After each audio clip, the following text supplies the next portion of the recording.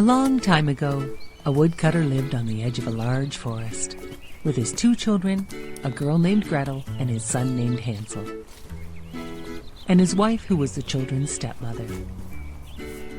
They were very poor, despite all the hardcutter's hard work. One year there was a terrible famine, and there was not enough food for the whole family.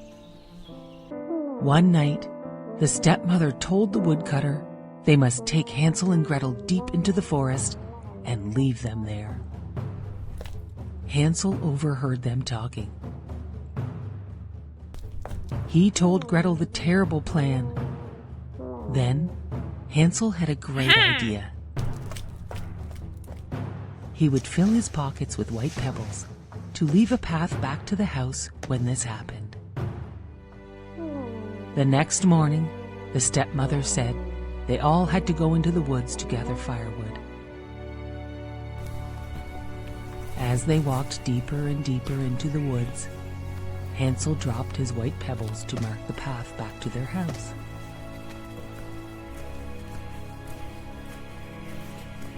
The next day, Hansel and Gretel returned back to the house. Their stepmother was very angry. She told the woodcutter to take them deeper into the woods. This time, Hansel marked their path with breadcrumbs from his pocket so they could find their way home. In the morning, there were no breadcrumbs. The woodland animals had eaten them all. Hansel and Gretel began to walk through the forest, and suddenly, they could not believe their eyes. They found the most amazing house, made of gingerbread, with a roof of icing and windows made of sugar. They were so hungry, they broke off a piece of the house to eat. Then they heard a voice. "Nibble, nibble like a mouse. Who's that nibbling at my house?" The door opened, and an old woman leaning on a cane frightened Hansel and Gretel. The woman then smiled and invited Hansel and Gretel into her house for a delicious dinner of pancakes and apples. After dinner, she said they could stay for the night, and she made up the beds for them, as sweet and kind as any grandmother. The children had no idea the old woman was really a wicked witch. Before Hansel and Gretel awoke the next morning, the wicked witch carried Hansel to a cage she had built and locked him inside. "Now I can fatten you up so I can eat you." The witch made Gretel cook, so Hansel would grow plump. The children cried and begged to be set free, but the wicked witch just laughed at them. Every day the wicked witch, who could not see very well, wanted to feel Hansel's fingers through the bars of the cage, so she could feel how plump he was getting, plump enough to eat. But Hansel cleverly only gave her an old bone to feel. She thought he was always much too thin for her to eat. Weeks went by, and the witch was becoming impatient, as Hansel didn't seem to be growing any fatter. One morning, the witch ordered Gretel to make a fire in the oven. After a while, the witch said to Gretel, "Climb up into the oven to see if the fire is ready." Gretel asked, "But how can I get into the oven to see?" The witch was impatient and climbed up herself to show Gretel how to look at the fire. Quick as a wink, Gretel shoved the old witch into the oven. Then she banged the door shut. Gretel ran over to free Hansel from the cage. They now had nothing to be afraid of. They explored the witch's house and found jewels and gold coins in every corner. Hansel and Gretel filled their pockets with all the riches and gold coins, and they set out to find their way home. They walked for a long time and finally came to the edge of a big lake. "How can we ever cross without a bridge or a boat?" said Hansel. "Here comes a swan," said Gretel. "I will ask her to help us." The beautiful swan agreed to carry them across the lake. Once they were on the other side, they recognized the forest edge, and they began to run down the path towards home. When the woodcutter saw them running towards him, he cried tears of joy for seeing his children. He did not have a moment of peace since he had left them in the forest. His wife had died while they were gone. The children emptied their pockets of all the gold, rubies, and diamonds. The father could not believe his eyes. The woodcutter, Hansel and Gretel all lived happily ever after, with the help of the witch's gold and treasures.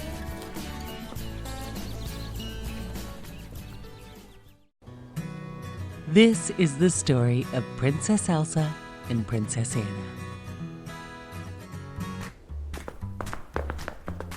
When they were little girls, they were best friends. Princess Anna was one of the only people in the world that knew Princess Elsa's secret. Elsa had the special power to make snow and ice. One night, Elsa used her secret power and filled the grand ballroom with snow so the sisters could play.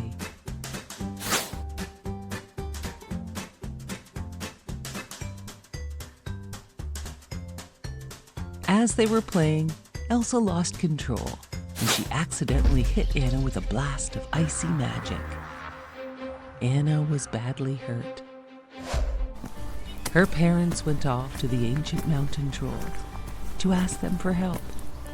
The wisest old troll told them that Anna could be saved, and that she was lucky to have been hit in the head and not in her heart. As the years passed, Anna forgot about that night. To keep Elsa's special gift a secret from everyone else, their parents surrounded the castle with walls and never let anyone inside. It seemed whenever Elsa had strong feelings, her magic powers would spill out. Elsa never wanted to hurt her sister again, so she stopped playing with Anna. Anna became very lonely. Even after their parents were lost, the two sisters didn't spend any time playing together. Years later, it was time for Elsa to become queen. For just that one special day, the castle gates were opened. Hundreds of guests attended Elsa's coronation ceremony. Elsa worked very hard the whole day to hide her feelings and special powers. At the party, Anna danced with a handsome prince. He made her heart flutter. They fell in love and decided to marry. Elsa thought this engagement was a bad idea. Anna could not believe her sister, and they started arguing. As Elsa lost control and started to shout, her secret power was exposed. As ice shot from her hands, everyone stared in shock. Now they all knew her secret. Elsa ran out of the castle and fled to the mountains. It was summer, but Elsa's power had created a terrible winter storm. Anna felt terrible and ran off to find her sister, despite the bad winter storm. She met a magic snowman along the way named Olaf. Olaf knew where they would find Elsa and agreed to help. Olaf led Anna to a beautiful ice palace that Elsa had created with her powers. Inside, Anna found Elsa and told her about the terrible storm. Anna told Elsa she must come back and help, but Elsa did not want to hurt anyone, and they started fighting about her return. As they fought, a wave of magic burst from Elsa and struck Anna in the heart. Elsa knew what she had to do. She had to find the trolls and ask how to reverse the magic which was now freezing her sister. Olaf agreed to help. Elsa and Olaf found the ancient mountain troll, and he said, "Only an act of true love can thaw Anna's frozen heart." Elsa brought Anna back to their parents' castle to find the prince Anna was to marry, as he could save Anna with his true love. He laughed when he saw her and threw the sisters in the dungeon. "I only pretended to love her to get the castle and kingdom," said the prince. Afraid and locked in the dungeon, Elsa looked at her frozen sister. All of a sudden, the prince came in with a sword. He swung it at Anna, and the sword shattered on her frozen body. Elsa grabbed her and held her frozen sister tight, and suddenly Anna began to thaw. As Olaf watched them, he remembered the wise old troll and what he said. An act of true love will thaw her frozen heart. The two sisters' love had saved them and their kingdom. They were best friends again. Even in the summer, Elsa always made Olaf snow so he could never melt. And now the castle gates were wide open. The evil prince was long gone, and they all lived happily ever after. High above the city stood the fine statue of the Happy Prince. He was gilded all over with gold leaf, and his eyes were bright sapphires. A large red ruby was in his sword. "He is as beautiful as a weather vane," said one of the town councillors, who wished to be known for his artistic tastes. One little boy in the city was crying for the moon, and his mother asked him, "Why can't you be like the Happy Prince, who never dreams of crying for anything?" Everyone loved the Happy Prince statue in the city. "He looks like an angel," remarked the children of the school.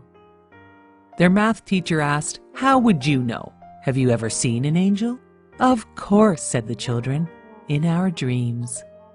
One day a lonely swallow landed on the Happy Prince for a rest. He nestled in between the statue's feet to go to sleep. But just as he was about to fall asleep, a large drop of water fell on the swallow. The swallow saw no clouds and could not understand where these drops were coming from. The swallow looked up and saw the statue's eyes were full of teardrops, and that is where the drops were coming from.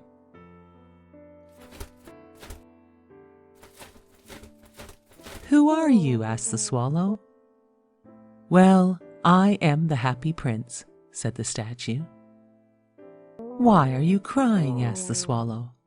"I was a happy human prince my whole life, and when I died, they put me up here to see all the city's sadness, and so I weep. I can see a very sad seamstress, who has a very sick son. She is so very poor. Swallow, swallow, will you bring her the ruby from my sword?" asked the Happy Prince statue. "Oh, but I must be leaving to meet my swallow family," said the swallow. "Oh, swallow, swallow, little swallow, will you not stay with me for just one day and help me?" The swallow agreed to stay and help to be the messenger for the prince. He flew the ruby to the seamstress's house in the night and laid the precious red stone beside her thimble.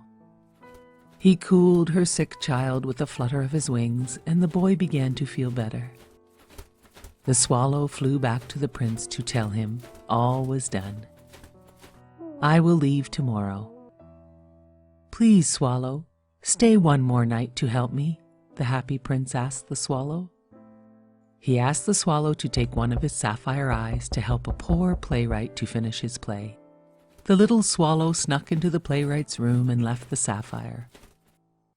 The playwright was overwhelmed and could not believe his luck. The swallow returned to tell the Happy Prince how happy the playwright was. The swallow said goodbye, but the prince asked for his help again, to give his other sapphire eye to the little match girl in the square below. "But if I pluck out your eye, you will be blind." "Do not worry, little swallow.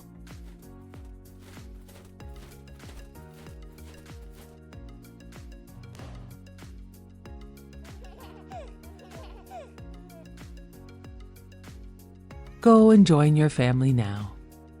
But the little swallow insisted on staying forever with the Happy Prince.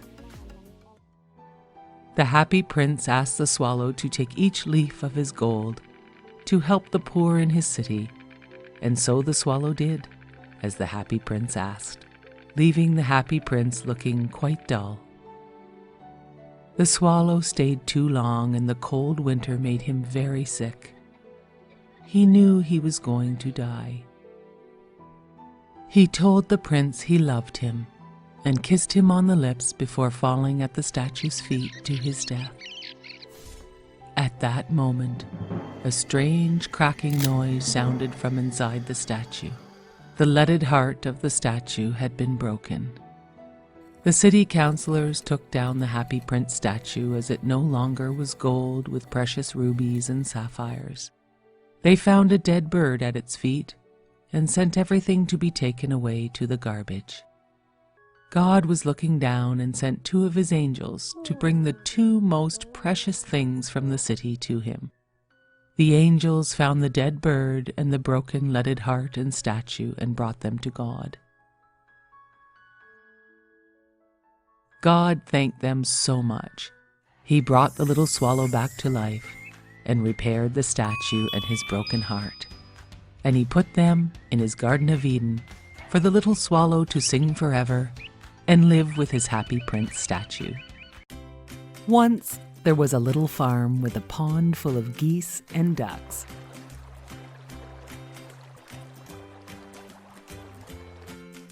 On a fine spring morning, a mother duck felt her eggs start to crack beneath her. One by one, all the eggs broke open, with each new baby duckling cuter than ever. Until the last egg broke open.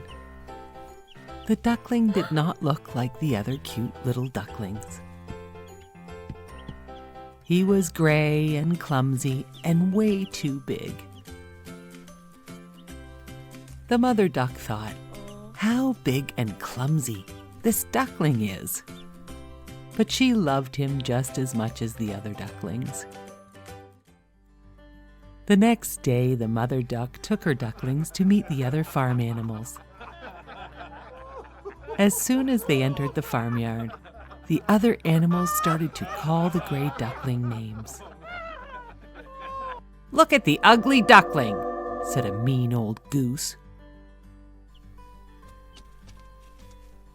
Soon, his own brothers and sisters were calling him names. They called him Ugly Duckling. This went on for days, and the ugly duckling decided to run far away.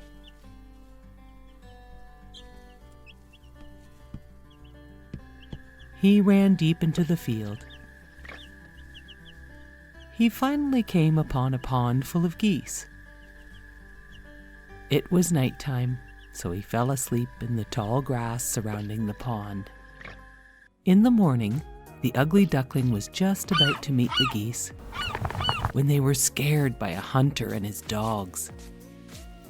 The ugly duckling stayed in the long grass and hid from the hunter and his scary dogs. When he was sure they were gone, he started to walk towards a cottage he could see. An old woman lived there with her prize hen and cat. The old woman let the ugly duckling stay because she thought she could fatten up the duck to sell him at the market. The prize hen and the cat were very rude to the ugly duckling, and besides, there was no water for him to swim on here. So the ugly duckling snuck away one night to find a lake. He found a nice lake, but none of the other birds spoke to him. They thought he was too ugly to bother with. One day, a beautiful flock of white birds with long necks flew overhead. The ugly duckling began to cry, but he had no idea why. It was getting colder, and soon all the other birds left the pond because winter was coming. The ugly duckling stayed and awoke one morning to find his feet frozen in the lake.